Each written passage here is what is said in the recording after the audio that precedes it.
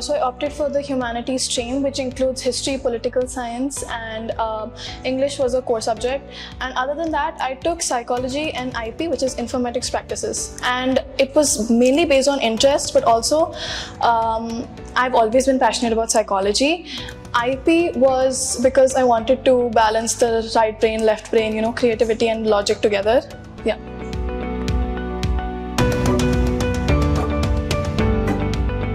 I will be pursuing music. So I am preparing for an entrance exam. It's very different, music theory, so it's not related to these subjects. I have my contact, I have my sir who used to teach me guitar. He's training me, and you have to buy Trinity books, the workbooks, grade 1 to grade 5, I think.